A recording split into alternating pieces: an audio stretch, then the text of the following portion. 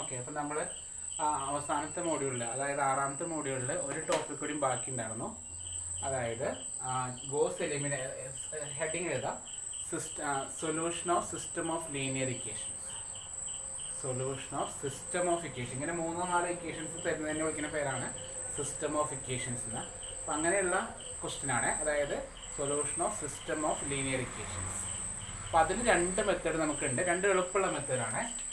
അതിന് ഒന്നാമത്തെ മെത്തേഡാണ് ഗോസ് എലിമിനേഷൻ മെത്തേഡ്.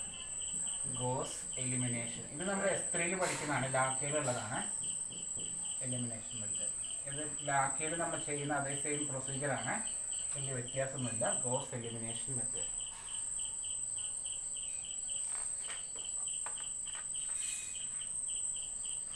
ഓക്കെ, അപ്പോൾ ഇത് കഴിഞ്ഞ വർഷം ചോദിച്ചൊരു ക്വസ്റ്റ്യൻ തന്നെ നമുക്ക് ചെയ്യാം. പ്രത്യേകിച്ച് ഫോർമുല ഇല്ല, അതാണ് ഇതിൻ്റെ പ്രത്യേകത. ഫോർമുല ഈ 2 മെത്തേഡിന് ഫോർമുല ഇല്ല, ക്വസ്റ്റ്യൻ തന്നെയാണ് അതിൻ്റെ ഫോർമുലയായിട്ട് നമ്മൾ എടുക്കുന്നത്. അതിനാണ് പ്രത്യേകിച്ച് ഫോർമുല ഒന്നുമില്ല. അപ്പോൾ എഴുതാം, ഗോസ് എലിമിനേഷൻ മെത്തേഡിൻ്റെ ഒരു ക്വസ്റ്റ്യൻ തന്നെ നമ്മൾ ചെയ്യാണ്.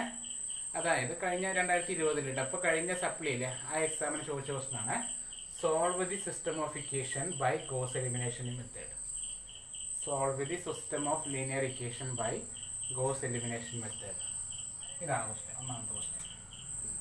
Solve the system of linear equations by Gauss elimination method. അപ്പോൾ ഈ ഒരു പ്രോബ്ലം ചെയ്ത് കഴിഞ്ഞാൽ നമുക്കിത് എന്താണ് ചെയ്യുന്നത് മനസ്സിലാവുള്ളൂ. ഇവിടെ നമ്മൾ ചെയ്യുന്നത്, തന്നിരിക്കുന്ന ഇക്വേഷൻ കിട്ടിക്കഴിഞ്ഞാൽ നമ്മുടെ കയ്യിൽ കാൽക്കുലേറ്റർ ഉണ്ടല്ലോ, ആ കാൽക്കുലേറ്റർ യൂസ് ചെയ്തുകൊണ്ട് നമുക്ക് വേണമെങ്കിൽ കുറച്ചുകൂടി, അതായത് കാൽക്കുലേറ്റർ യൂസ് ചെയ്തിട്ട് നമുക്ക് ആൻസർ പെട്ടെന്ന് തന്നെ കണ്ടുപിടിക്കാൻ പറ്റും. എന്നിട്ട് നമുക്കൊരു ഉടായ്പ ചെയ്യാം, മനസ്സിലായി, ചെറിയൊരു കള്ളത്തിലൊക്കെ ചെയ്യാം. അപ്പോൾ നീ ഒരു കാര്യം ചെയ്യാം, കാൽക്കുലേറ്റർ എടുത്ത് കാൽക്കുലേറ്ററിൽ ഇക്വേഷൻ എടുക്കുക. അതിൽ XYZ വരുന്ന ഇക്വേഷൻ കണ്ടോ, എക്സും വൈയും Z 3 വേരിയബിൾ വരുന്ന ഇക്വേഷൻ, അത് പ്രസ് ചെയ്യുക നമ്പർ. അപ്പോൾ ആദ്യത്തെ വാല്യൂ ചോദിക്കുന്നുണ്ടാവും, 3 കൊടുക്കുക, ഓർഡർ ആയിട്ട് അടിച്ചു കൊടുത്തോളൂ. 3 കൊടുക്കുക, 1, അപ്പോൾ ഈക്വൽ ടു കൊടുക്കുക, 4 കൊടുക്കുക, ഈക്വൽ ടു കൊടുക്കുക, 5 കൊടുക്കുക, ഈക്വൽ ടു കൊടുക്കുക, 18 കൊടുക്കുക, ഈക്വൽ ടു കൊടുക്കുക. അപ്പോൾ വീണ്ടും താഴോട്ട് വന്നിട്ടുണ്ടാവും, നോക്കിയിട്ട് അല്ലേ. അപ്പോൾ 2 കൊടുക്കുക, equal to -1, equal to 8, equal to 13. വീണ്ടും equal to 5, equal to -2, equal to 7, equal to 20. ഇതുവരെ കൊടുത്തോ? ഈക്വൽ ടു അപ്പം ഇനി ഒരു ഈക്വൽ ടു കൂടെ അടിച്ചേ. എക്സിൻ്റെ വാല്യൂ കിട്ടിയില്ലേ, എക്സിൻ്റെ വാല്യൂ 3 കിട്ടി. ഇനി ആ മെയിൻ്റെ താഴോട്ട് അമർത്തി കഴിഞ്ഞാൽ വൈയുടെ വാല്യൂ കിട്ടും. എത്ര? 1. ഓക്കെ, ഇസഡിൻ്റെ വാല്യൂ താഴോട്ട് നീക്കി കഴിഞ്ഞാൽ ഇസഡ് കിട്ടും 1. അപ്പോൾ ഇതാണ് വാല്യൂ.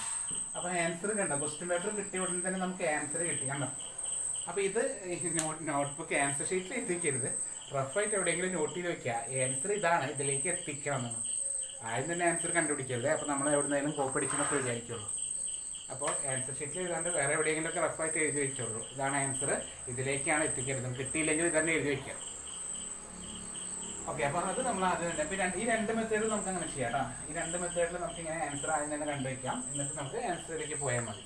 അപ്പോൾ നമുക്ക് ആദ്യം തന്നെ ക്വസ്റ്റ്യൻ കിട്ടിക്കഴിഞ്ഞാൽ ഇതിനെ മെട്രിക്സ് ഫോമിലോട്ട് മാറ്റുകയാണ്, മെട്രിക്സിലേക്ക് മാറ്റുകയാണ്. ഇതിനെ A എന്ന് പറഞ്ഞ മെട്രിക്സ്, ഇതിനെ AX = B എന്ന് പറയുന്ന ഫോർമാറ്റിലോട്ട് ഇതിനെ മാറ്റുകയാണ്. അതായത് A എന്ന് പറഞ്ഞാൽ എന്താ, ഈ കോഎഫിഷ്യന്റ് മെട്രിക്സ്, കോഎഫിഷ്യൻസ് എന്താ 3. ഇത് ലാക്കിൽ നമ്മൾ പഠിക്കുന്നതാണ്. 4, 5, 2, -1, 8, 5, -2, 7. ഇതാണ് A എന്ന് പറഞ്ഞ മെട്രിക്സ്. X എന്നുള്ളത് താഴോട്ടുള്ള വേരിയബിൾ ആണ്, എക്സും വൈയും ഇസഡ്. ഓക്കെ, ദെൻ B എന്നുള്ളത് ഈക്വലിൻ്റെ അപ്പുറത്തുള്ള വാല്യൂ ആണ്, 18, 13, 20.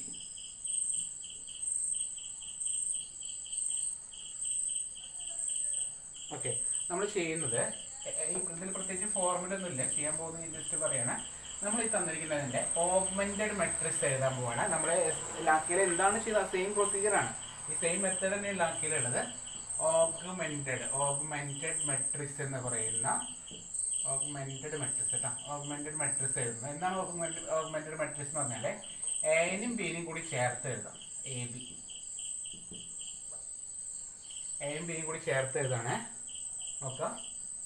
3 2 5 4 -1 -2 5 8 7 തെറ്റിട്ടില്ലല്ലോ.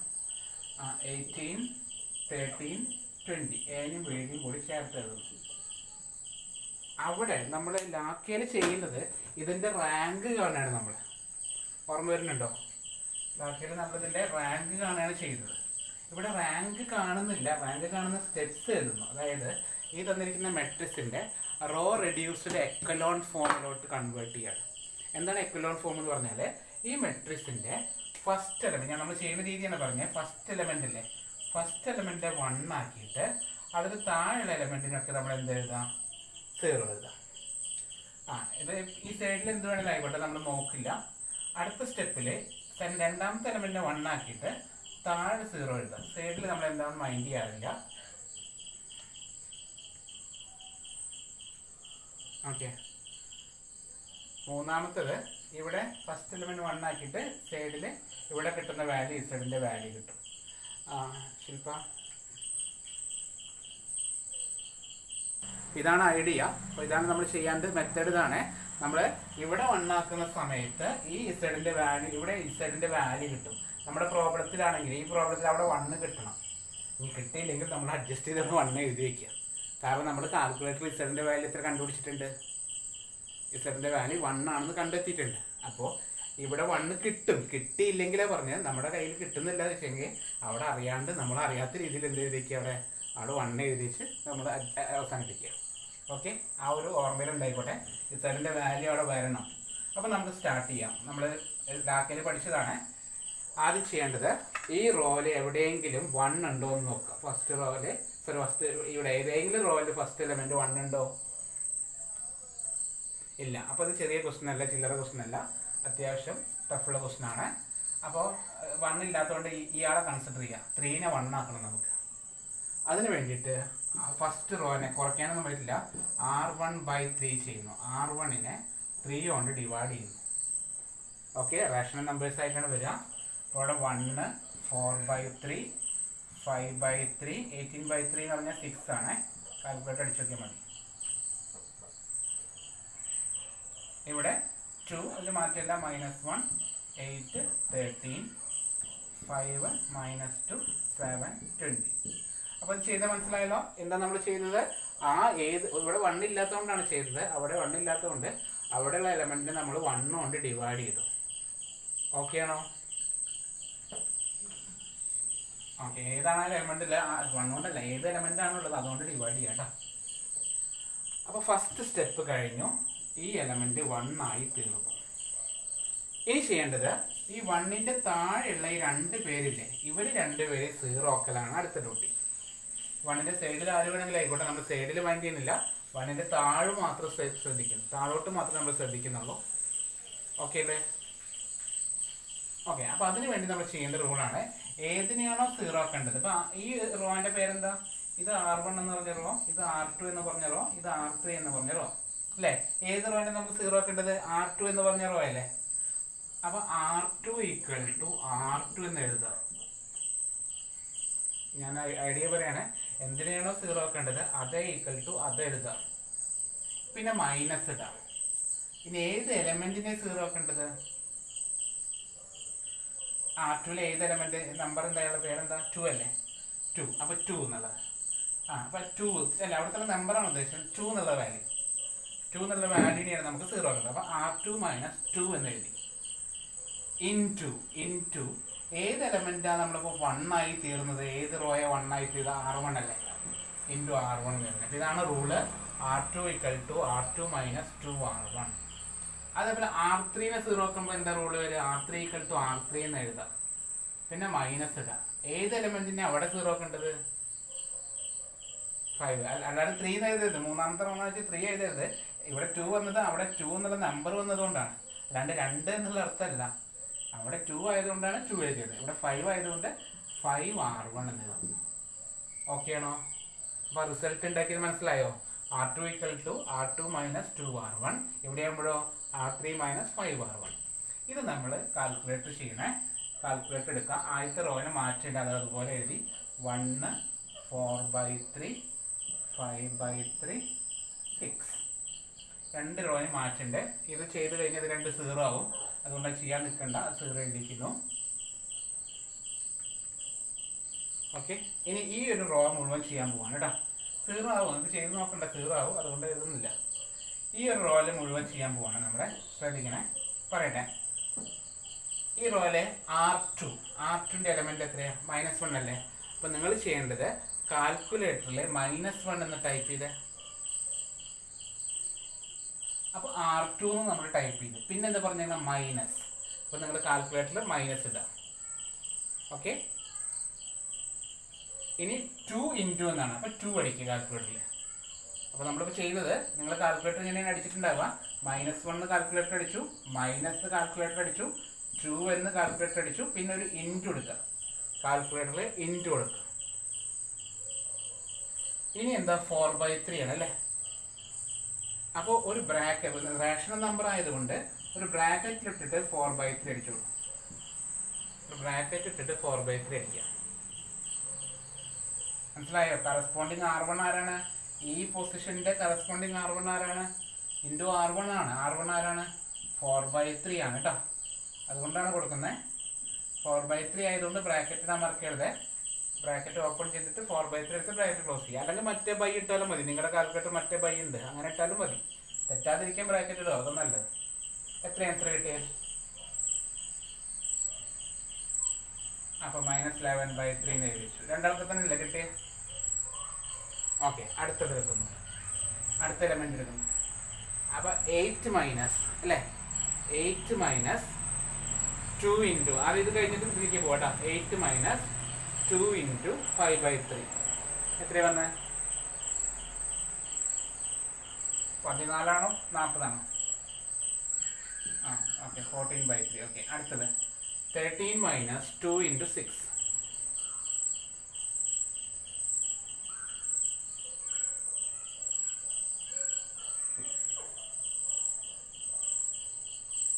ആദ്യം കുറച്ച് ലേറ്റായി, ഇന്ന് കുഴപ്പമില്ല. അടുത്ത പ്രോബ്ലം മുതൽ നോക്കാം കേട്ടോ. ഇപ്പോൾ ചെയ്യുന്ന സ്റ്റെപ്പ് പകുതിയായി, എനിക്ക് മാറ്റം നിൽക്കുന്നില്ല. ഓക്കെ, ജസ്റ്റ് നോക്കിയിരിക്കുക. അടുത്ത ക്വസ്റ്റ്യൻ മുതൽ നമുക്ക് നോക്കാം. അടുത്തത് ഈ റിസൾട്ടാണ്. R3 മൈനസ് 5R1 ആണ്. അപ്പോൾ എങ്ങനെ എഴുതാം? -2 മൈനസ് 5 ഇൻറ്റു 4/3 എത്രയാണ് പറഞ്ഞത്?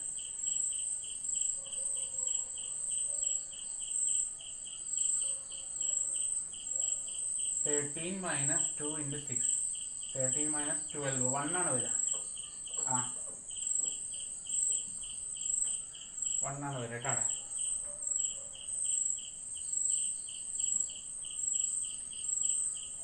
ഓക്കെ, ഇനി ഇവിടെ ടൈപ്പ് ചെയ്യുക. ഇവിടെ 5 ആണ്. -2 മൈനസ് 5 ഇൻറ്റു 4/3. ക്ലാസ്സിന് ഇപ്പോൾ പറഞ്ഞിട്ട് കാര്യമില്ലേ, നമുക്ക് അടുത്ത പ്രോബ്ലം നോക്കാം കേട്ടോ. കാരണം പകുതിയായിട്ട് നിൽക്കുക. ഇതിൽ നിന്ന് ഇപ്പോൾ തിരിച്ചു തരാൻ മാറ്റതൊക്കെ വീണ്ടും എടുക്കണം. അതുകൊണ്ടാണ്.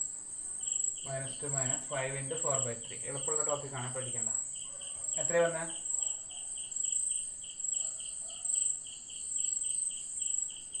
-26/3 ആണോ?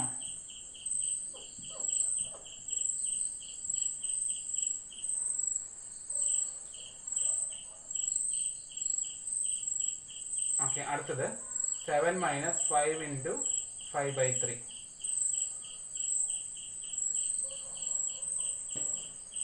-4/3. ഓക്കെ, അടുത്തത് 20 മൈനസ് 5 ഇൻറ്റു 6 -10 -10 അല്ലേ വരും. 20 മൈനസ് 30 -10. ഓക്കെ, അപ്പം നമ്മൾ ഒരു സ്റ്റെപ്പ് കഴിഞ്ഞു. അപ്പം നമ്മളിപ്പോൾ ചെയ്തത് എന്താ? നമ്മൾ ചെയ്തത് ആദ്യത്തെ റോയില്, ഇതിപ്പോൾ S3-ലാക്കിയാലുള്ള സെയിം ടോപ്പിക് തന്നെയാണ്.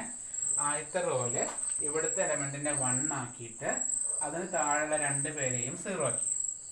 ഇനി ചെയ്യാൻ പോകുന്നത് ഇതിലെ രണ്ടാമത്തെ റോയില് ആദ്യത്തെ എലമെന്റിനെ 1 ആക്കാൻ പോവാണ്. 1 ആണോ ആദ്യത്തെ എലമെന്റ്? അല്ലല്ലോ, അല്ല. അപ്പോൾ -11/3 അല്ലേ? അപ്പോൾ ആ ടേം കൊണ്ട് ഡിവൈഡ് ചെയ്യാം. അപ്പോൾ നമുക്ക് എന്ത് ചെയ്താം? R2 equal to R2/11/3 minus 11/3. R2 എന്ന് പറഞ്ഞ റോനെ മുഴുവൻ മൈനസ് 11/3 ഡിവൈഡ് ചെയ്യാണ്.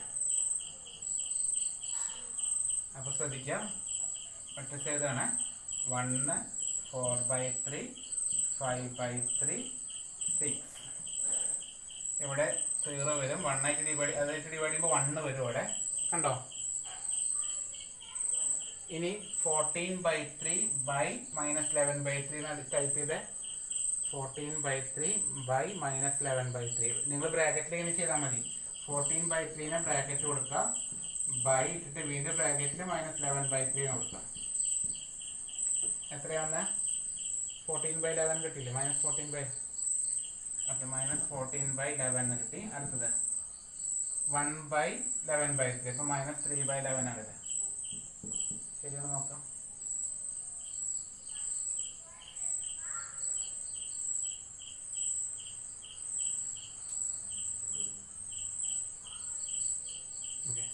ഇവിടെ 0 മൈനസ് 26/3. ഇവിടെ വേണമെങ്കിൽ ഇത് 26/3 ഡിവൈഡ് ചെയ്താൽ സിമ്പിളായിട്ട് മാറും. വേണ്ട, ഇല്ല അങ്ങനെ തന്നെ ഡിവൈഡ് ചെയ്യണോ? വേണ്ട, അല്ല അങ്ങനെ തന്നെ വരട്ടെ, കുഴപ്പമില്ല. മൈനസ്. അപ്പോൾ ഇത് ഒരു സ്റ്റെപ്പ് കഴിഞ്ഞു. ക്ലാസ്സിന് കുറച്ച് വട്ടാവുന്നുണ്ടാവും, ശ്രദ്ധിച്ചിരിക്കുക. ആദ്യം മുതൽ ചെയ്യുമ്പോൾ കിട്ടൂട്ടാ. ഇതിപ്പോൾ ഹെൽമെറ്റ് ടഫ് ക്വസ്റ്റൻ ആണല്ലേ, കുഴപ്പമില്ല, വലിയ റിസ്ക്കൊന്നുമില്ല. അപ്പോൾ നമ്മൾ ചെയ്തത് മനസ്സിലായല്ലോ. അവിടെ റെക്കോർഡ് ചെയ്യുന്നുണ്ട് കേട്ടോ, പേടിക്കണ്ട. അപ്പോൾ നമ്മൾ ഇപ്പോൾ ചെയ്തത് ഫസ്റ്റ് എലിമെന്റിനെ 1 ആക്കി, അതിൻ്റെ താഴെ 2 0 ആക്കി, ഇവിടെ 1 ആക്കി. ഇനി ഇത് ഇയാളെ 0 ആക്കിയാൽ മതി. ആരെ 0 ആക്കണം? ഇയാളുണ്ടോ, മനസ്സിലായോ? ഇയാളെ 0 ആക്കി കഴിഞ്ഞാൽ പ്രോബ്ലം ഏകദേശം കഴിഞ്ഞു. ലാസ്റ്റ് സ്റ്റെപ്പ് ആവാറായി. ഇതിനെ 0 ആക്കി കഴിഞ്ഞാൽ പിന്നെ ഇതിനെ 1 ആക്കുമ്പോൾ നമ്മുടെ ആൻസർ കിട്ടും. ഓക്കെ, ഇതിനെ 0 ആക്കാൻ വേണ്ടിയിട്ട് ഇത് 0 ആക്കാൻ വേണ്ടിയിട്ട് ഞാൻ പറയുന്നത് പോലെ ഇത് ഏത് റോയാ? ഇത് R1 R2 R3. ഇത് ഏത് റോയാണ്? R3 അല്ലേ. അപ്പോൾ എന്ത് ചെയ്യണം? R3 = R3. 0 ആക്കേണ്ട റൂളാണ്. R3 = R3 plus, അല്ല സോറി, ഇവിടെ മൈനസ് 26/3 ആണ്. അപ്പോൾ ഇവിടെ മൈനസ് വരുമ്പോൾ ഇവിടെ എന്ത് എഴുതണം? പ്ലസ് 26/3 ഇൻറ്റു നേരത്തെ R1 എന്നല്ലേ നമ്മൾ പറഞ്ഞത്. ഇവിടെ ഈ സ്റ്റെപ്പിൽ എന്ത് ചെയ്യണം? ഇൻറ്റു R2 എന്ന് എഴുതണം. ഒറ്റ റോ ചെയ്താൽ മതി. മറ്റേ പോലെ മുകളിലത്തെ നോക്കണ്ട, താഴെ മാത്രം നോക്കിയാൽ മതി. ഇത് കഴിഞ്ഞു. ഒറ്റ കാര്യം ചെയ്താൽ മതി. എങ്ങനെയാണ് R2 എന്ന് മനസ്സിലായല്ലോ? ആദ്യത്തെ സ്റ്റെപ്പിൽ R1 ചെയ്തു, രണ്ടാമതിൽ R2 ചെയ്യുന്നു കേട്ടോ. ഇനി ഒരു റോ ഉണ്ടെങ്കിൽ R3 ചെയ്യണം. ഒന്നതിന് വരാറുള്ളൂ, പേടിക്കണ്ട. അപ്പോൾ ആദ്യത്തെ 2 റോ അതുപോലെ എഴുതാണ്. 1 4/3 5/3 6 0 1 മൈനസ് 14/11 മൈനസ് 3/11 0. ഇത് 0 ആവും. ഞാൻ ചെയ്യാൻ നിൽക്കണ്ട. ഈ 2 കാര്യങ്ങൾ നോക്കിയാൽ മതി.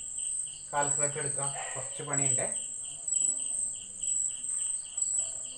കാൽക്കുലേറ്ററിൽ അടിക്കാൻ പോവാണ്. R3യുടെ പ്ലേസിൽ ആരാ? മൈനസ് 4/3 ആണ് അല്ലേ. അപ്പോൾ ബ്രാക്കറ്റ് ഇടണേ. ബ്രാക്കറ്റ് ഇടാൻ മറക്കരുത്. ബ്രാക്കറ്റിനുള്ളിൽ മൈനസ് 4/3 പിന്നെ പ്ലസ് 26/3 അതിനും ബ്രാക്കറ്റ് ഇടണേ. 26/3 ബ്രാക്കറ്റ് കൊടുക്കണേ. ഇൻറ്റു R2ന്റെ കറസ്പോണ്ടിങ് എലമെന്റ് എത്രയാ? മൈനസ് 14/11 അതിനും ബ്രാക്കറ്റ് കൊടുക്കണേ. അതും ഇപ്പം ഇതൊക്കെ ബ്രാക്കറ്റാണ്. റാഷണൽ നമ്പർ വരുന്നതൊക്കെ ബ്രാക്കറ്റ് കൊടുക്കാം കേട്ടോ. ബ്രാക്കറ്റിൻ്റെ ഉള്ളിൽ മൈനസ് 4/3 പ്ലസ് ബ്രാക്കറ്റിൻ്റെ ഉള്ളിൽ 26/3 ഇൻറ്റു ബ്രാക്കറ്റിൻ്റെ ഉള്ളിൽ മൈനസ് 14/11 എത്രയാ വന്നേ?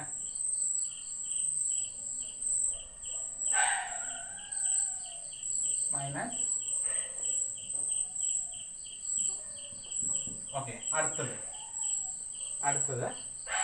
ഞാൻ പറയുന്നത് ഇത് തന്നെ വന്നാലേ നമ്മുടെ ആൻസർ ശരിയുള്ളൂ. നമ്മൾ കാൽക്കുലേറ്റർ കണ്ടുപിടിച്ചത് 1 ആണെന്നാണ് ആൻസർ.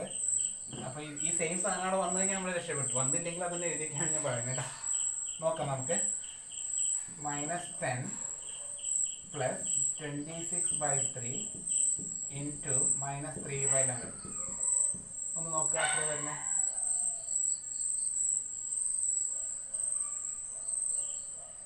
ആണോ? നമ്മുടെ കയ്യിൽ നിന്ന് എവിടെയോ മിസ്റ്റേക്ക് പറ്റിയല്ലോ.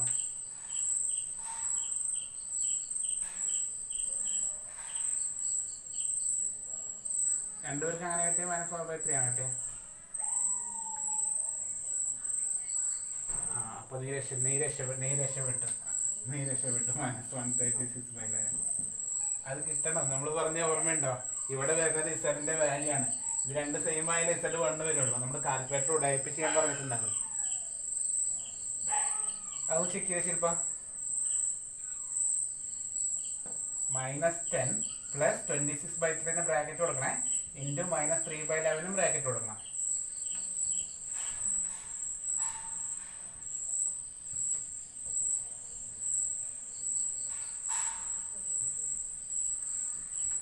ഇനിയിപ്പോ തെറ്റിയാലും അത് കിട്ടണം. കാരണം എന്താ ഞാൻ പറഞ്ഞ റൂളിനെ അടുത്ത ഇതിനെ 1 ആക്കലാണ് നമ്മുടെ ഡ്യൂട്ടി. ഇതിനെ 1 ആക്കുമ്പോൾ എന്താണ് R3 = R3 -136/11 ആയിട്ട് ഡിവൈഡ് ചെയ്യണം R3നെ. ഓക്കെ, അപ്പോൾ ഞാനിവിടെ എഴുതാണ് 1 4/3 5/3 6 കഴിഞ്ഞിട്ടോ. ഇതാണ് സ്റ്റെപ്പ്. 0 1 -14/11 -3/11 0 0. ഇവിടെ 1 ആകുന്ന സമയത്ത് ഇവിടെ ഇസഡിന്റെ വാല്യൂ നമ്മൾ കാൽക്കുലേറ്റർ കണ്ടുപിടിച്ചത് കൊടുക്കണം. പറഞ്ഞ ഓർമ്മ വരുന്നുണ്ടോ? ഇവിടെ ഇസഡിന്റെ വാല്യൂ ആയിരിക്കണം അവിടെ കിട്ടേണ്ടത്. അപ്പോൾ നമുക്ക് -136 നമ്മൾ ഇസഡ് കാൽക്കുലേറ്റർ കണ്ടുപിടിച്ചിട്ടുണ്ട്. ക്ലാസ് ഞാൻ പറഞ്ഞുതരാം. നമുക്ക് ക്വസ്റ്റ്യൻ കിട്ടിക്കഴിഞ്ഞാൽ ഉത്തരം ആദ്യം തന്നെ നമ്മളെ കണ്ടുപിടിക്കും കേട്ടോ. ആൻസർ ആദ്യം തന്നെ ഉടായ്പിന് വേണ്ടി കണ്ടുപിടിക്കും. കാൽക്കുലേറ്റർ ഉപയോഗിച്ച് നമുക്ക് കാണാം. അപ്പോൾ ആ കണ്ടുപിടിക്കുന്ന ആൻസർ ഇവിടെ എഴുതണം. ഇവിടെ ഇസഡിന്റെ വാല്യൂ ഇവിടെ 1 ആയിരുന്നു. അപ്പോൾ 1 വരുന്നെങ്കിൽ ഇത് 2 സെയിം വരണ്ടേ? അങ്ങനെ ചിന്തിക്കുക കേട്ടോ. ഓക്കെ, തരികട ചെയ്യുന്നത് മനസ്സിലായല്ലോ? ഇവിടെ 1 വരണമെങ്കിൽ ഇത് 2 സെയിം ആയാലേ 1 വരുള്ളൂ. ഓക്കെ, അപ്പോൾ ആ ഒരു അഡ്ജസ്റ്റ്മെന്റ് കൂടി നമ്മൾ നോക്കണേ. ഇനിയിപ്പോൾ വന്നില്ലെങ്കിൽ നമ്മൾ കാൽക്കുലേറ്റർ കിട്ടിയ ആൻസർ എഴുതിക്കോളൂ. ഞാൻ തെറ്റിയത് നമ്മൾ തെറ്റിയ ആൻസർ എഴുതണ്ട. ഈ സ്റ്റെപ്പിലൂടെ 1 എഴുതിക്കുന്നു. Okay, yes. അപ്പോൾ നമ്മൾ ഇനി ഇതിനെ ഇക്വേഷൻ ആക്കാൻ പോവാണ്. ഇപ്പം നമ്മൾ ഒരു ഇക്വേഷനെയാണ് മെട്രിക്സ് ആയിട്ട് എഴുതിയത് അല്ലേ? നമ്മളൊരു ഇക്വേഷനെയാണ് മെട്രിക്സ് ആയിട്ട് എഴുതിയത്. ഇനി ഈ മെട്രിക്സിനെ ഇക്വേഷൻ ആക്കണം. തിരിച്ചെഴുതിയാൽ മതി. ഇത് ഇസഡ് എന്ന് കൊടുക്കുക. ഇവിടെ വൈയും ഇസഡും, ഇവിടെ എക്സും വൈയും ഇസഡും. അപ്പോൾ 3 ഇക്വേഷനാണ് കിട്ടുക. ആദ്യത്തേല് ഇസഡ് ഈക്വൽ ടു 1. ഇതാണ് ആദ്യത്തേത്. രണ്ടാമത്തേല് y + -14/11 z = -3/11. അപ്പൊ z = 1 കിട്ടി. ആ 1 ഇതിൽ കൊടുത്ത y-യുടെ വാല്യൂ കിട്ടും. മനസ്സിലാവുന്നുണ്ടോ? y -14/11 × 1 = -3/11. y-യുടെ വാല്യൂ കാൽക്കുലേറ്ററിൽ എന്താ നമ്മൾ കണ്ടുപിടിച്ചത്? അപ്പോൾ ഇതിപ്പോൾ ഈ സ്റ്റെപ്പ് സിംപ്ലിഫൈ ചെയ്തില്ലെങ്കിലും ഞാൻ ഇപ്പോൾ കാണിച്ചു തരാം.